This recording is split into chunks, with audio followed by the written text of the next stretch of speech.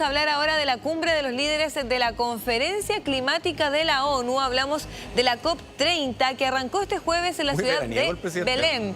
¿Qué cosa? Muy veraniego el presidente. Veraniego, bueno, es que Brasil, hace calor. Es cerca de la Amazonía también, o sea, se siente harta humedad, ¿no? Sí. Bueno, acá va a haber una presencia de 60 jefes de Estado y de Gobierno que buscarán sentar las bases de trabajo para los negociadores. Eso sí va a comenzar el próximo lunes. Se sabe que siempre se juntan antes, hay reuniones bilaterales, ¿no? Y por eso también, a propósito de todo esto, fue que Gabriel Boric da esta declaración tan polémica, ¿no?, cuando se refiere directamente a Donald Trump. Claro, y polémica también por la poca presencia de mandatarios latinoamericanos. Sí. Creo que está el presidente Boric, está Petro de Colombia y sería. Sí, bueno, es que más que los países latinoamericanos, lo que acá se busca es tratar de crear la instancia para hablar con los países más contaminantes del mundo, en este caso China y Estados Unidos, ¿no? Que los dos no quisieron ir. Por supuesto, sabemos que Donald Trump tiene ahí sus roces con Luis Ignacio Lula da Silva. Además, siempre ha sido un negacionista del cambio climático, por lo tanto tampoco le interesa mucho acercarse a este tipo de instancias. Porque acá lo que se va a conversar, o al menos uno de los ejes de estas conversaciones, van a tener que ver con lo que pasa con el Acuerdo de París. Hay países del cual se salió Estados Unidos. Del cual se salió Estados Unidos, y hay otros países que no se han salido, pero de todas maneras se han mostrado más lejanos o no cumplen el acuerdo en su totalidad, y esa sería entonces la misión que tiene la automisión designada de Lula da Silva. ¿Qué pasó en el contexto internacional? Yo recuerdo en la década del 2000, 2010, el tema climático era tema en todas las cumbres. Sí. En todas las cumbres, y era súper importante, y ahí se crea el Acuerdo de París, recuerdo.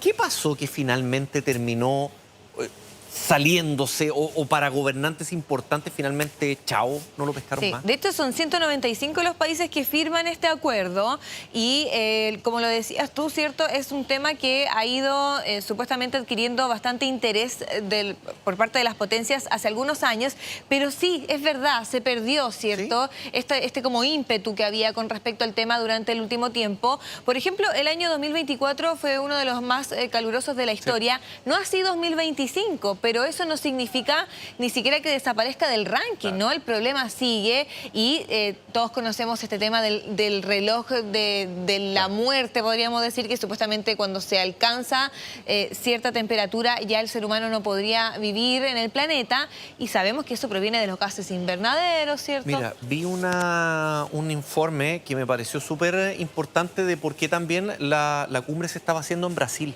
y es porque Sudamérica contribuye aproximadamente con el 11% de las emisiones. Es poco dentro a nivel mundial, pero las mayores inundaciones y las mayores complejidades del calentamiento global los ha vivido Sudamérica. Sí. Inundaciones, sequías, los ha vivido Sudamérica. Entonces, es un tema súper importante para los gobiernos latinoamericanos. Claro, además que el Amazonas es el pulmón del mundo, podríamos decir, porque no solamente sus efectos, ¿cierto?, acogen a Latinoamérica, sino que a todo el mundo, y de ahí también la importancia. Sabemos que existen otros temas en la Amazonía también, claro, el tema de la tala, ¿cierto?, indiscriminada, etcétera, etcétera. La creación de centrales hidroeléctricas. Exacto. También por eso tiene un significado. Ahora, lo decíamos, quizás ha perdido un poco de fuerza porque el mundo ha girado, ¿cierto? Ha habido cambios de mandatarios también. Por otra parte, hay otros conflictos, el crimen organizado que por lo menos tiene alineado a América Latina, claro, por ejemplo. Quizás hay otros temas que han tomado más interés, pero si nos fijamos, los mandatarios que existieron son todos cercanos a Lula da Silva también. Claro. Hablamos de Pedro Sánchez de España, ¿cierto?, de Keir Starmer del Reino Unido, Emmanuel Macron, que él tiene siempre una política bastante comprometida con estas cosas, además de lo que decías tú, Gustavo Petro y Gabriel Boric. Bueno, ¿no fue el presidente de Uruguay? No. Bolivia sabemos que está hoy en cambio de mando, entonces sí, también estaban como complicados, pero ni hablar. Javier Milei, que se considera anticambio climático, negacionista, tampoco asistió. Exactamente. Por eso también va muy de la mano con la política, claro, que va teniendo el presidente de turno, cuando supuestamente uno esperaría, ¿no?, que estas fueran políticas de Estado, que se mantuvieran más allá de los gobiernos que llegan al poder.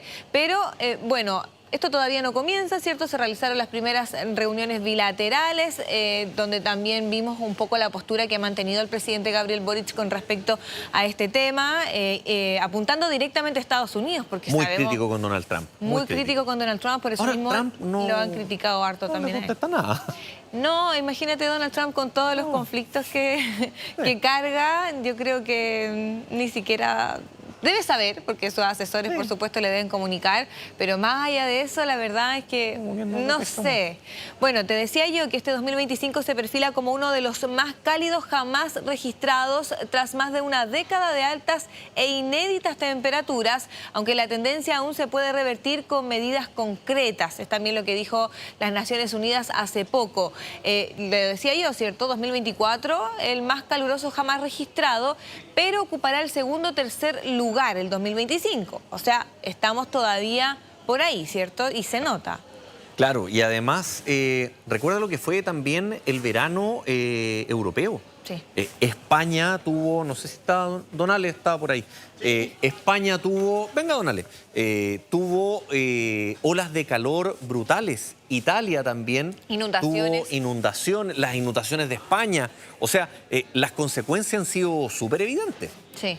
Totalmente. De hecho, lo podemos ver en eso, ¿no? En los incendios forestales, en las inundaciones, en los huracanes, que son fenómenos que sabemos que siempre van a ocurrir, pero que estos efectos en el cambio climático lo que finalmente hacen es acrecentarlos y hacer que sean muchísimo más mortíferos y dañinos de lo que eran hace años anteriores. Mira, ahí llegó. Sí, ahí llegó Donale. Sí, qué bueno el tema que tocan, ¿eh? Y gracias por el espacio que se da. Lo tocamos siempre en el Mega Impacto y en el Mega Tiempo. Esto se ha ido desinflando porque yo creo que tuvimos la gran advertencia hace unos años con la pandemia, que está relacionada con esta triple crisis que está enfrentando la humanidad, que no solo es el cambio climático, sino que también la contaminación y la pérdida de biodiversidad.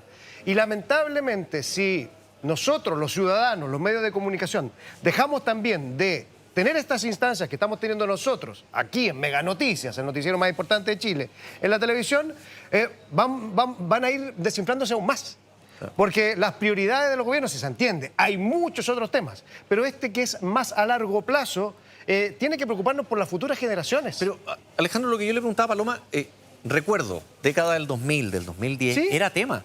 Era tema porque lo levantó la ciudadanía. Claro, pero posterior a ello, tú ves que Trump dice así, sin asco, de que el calentamiento global es una mentira, de que esto es parte de, Bolsonaro lo sumaba, Milei. En ese sentido, como que se perdió la sensibilidad del tema. Pero ojo, ojo, se ha perdido la sensibilidad desde ese punto de vista, pero desde las medidas concretas, mucho más allá de este Acuerdo de París, que es una carta a seguir que nunca se siguió, pese a esos presidentes que se reunían y que parecía que nos daban esperanza, nunca se concretó tampoco.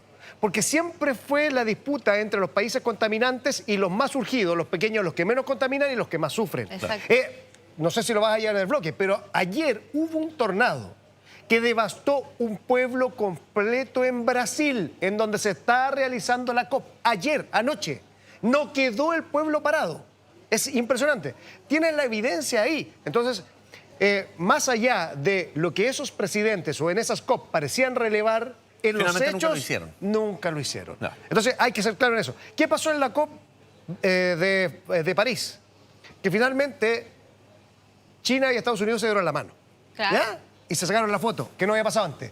Oye, vamos a hacer algo. Eso yo sería más Xi Jinping en sencillas palabras. No quiero denostar tampoco, porque han habido avances y muchos dicen, sin esos avances estaríamos peor que ahora, pero no van con la celeridad que se requiere para algo que es urgente. Todos los días en el clima extremo les mostramos a ustedes desastres que se llevan vidas humanas. En Filipinas esta semana murieron 200 personas. Sí, 200. pero también ahí aclarar que son fenómenos que van a seguir ocurriendo, que son naturales, pero que producto se exacerban. Esa es la importancia. Ese es el tema. Y al final todos vamos a terminar siendo afectados de una u otra manera. Hay algunos que viven, no sé, cerca de un territorio, por ejemplo, la gente en California, que tienen estas mansiones gigantes en Los Ángeles, pero de todas maneras los incendios forestales los consumen y llegan hasta ahí. Es que si no es por anga, es por manga, porque más allá que no te pegue frontalmente un... El tema es que, no sé, la economía, entonces al que final ahí- los ahí es productos donde son está. bacanes. Entonces Claro. todos tocamos este tema. Muy. Don Ale, Exactamente. muchas gracias. No, gracias a usted por el Le espacio. agradecemos. Sigo Le tomando café. agradecemos. Nos vemos después, Ale. Vamos a seguir No, aquí hablando. al ladito, había que Había que aprovechar. aprovecharlo, si Sí, estaba sabe ahí harto de cerquita o no.